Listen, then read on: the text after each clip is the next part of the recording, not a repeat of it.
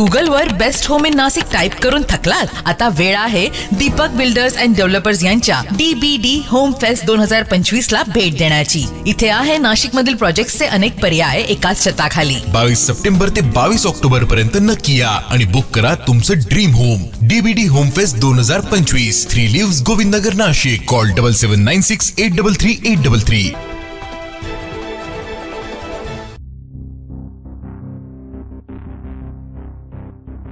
नाशिक शहरात गुन्हेगारीच्या घटना थांबण्याचं नाव घेत नाही आहे।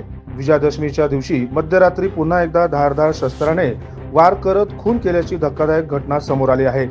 नाशिक रोड परिसरातील गोरेवाडीत 24 वर्षीय किशोर ठाकरे याचा निर्घृण खून करण्यात आला। 11:30 वाजेच्या सुमारास मोईन शेख यांनी जुन्या वादाची कुरापत काढत कृष्णावर धारदार शस्त्राने हल्ला केला।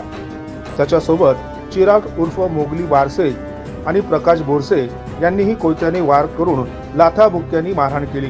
हल्ल्यात कृष्णाचा जागीच मृत्यू झाला। या प्रकरणी कृष्णाची बहीण ज्योती अहिरे यांनी नाशिक रोड पोलीस ठाण्यात फिर्याद दाखल केली आहे।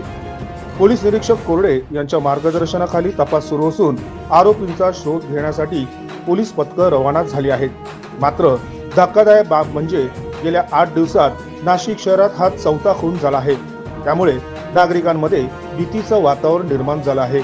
सातत्याने घडणाऱ्या या घटनांमुळे आता गुन्हेगारांवर कायद्याचं वचक उरला आहे का असा प्रश्न नागरिकांमध्ये उपस्थित होत आहे। 9 न्यूज महाराष्ट्रासाठी प्रतिनिधी अनिल केदारे, नाशिक।